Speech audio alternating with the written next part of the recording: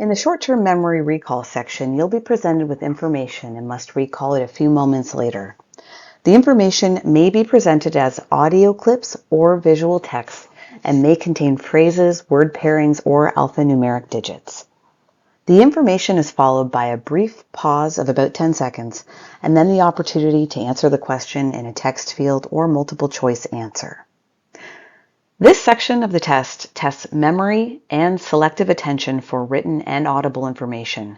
It may also require the test taker respond both vocally and in writing. It requires character recognition, listening skills, short-term memory, and accuracy. In order to remember the alphanumeric strings and phrases, it may help to use a memory technique and repeat the information to yourself until you have the opportunity to enter it.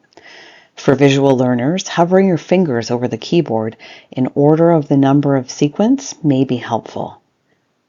We can also see that for oral learners, saying the number, whether it's a string or a phrase, over and over again, either out loud or in your mind until you're able to type the information in, may also be helpful. Another strategy is to incorporate chunking. So the chunking memory technique groups numbers into sets of 3 or 4 numbers at a time so that strings of 7 or 10-digit numbers become a lot easier. Rather than trying to remember a long string of numbers, we're just going to remember it in 2 or 3-digit chunks.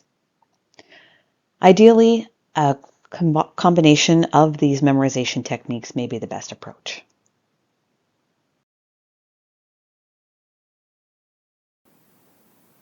You will hear a sequence of numbers. Following the sequence of numbers, there will be a short break. After the break, you will hear this alert tone. And you may type the sequence of numbers into the adjacent data field. 1. 78802E8.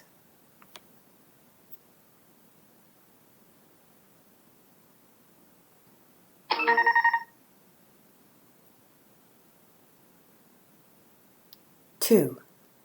59718R7.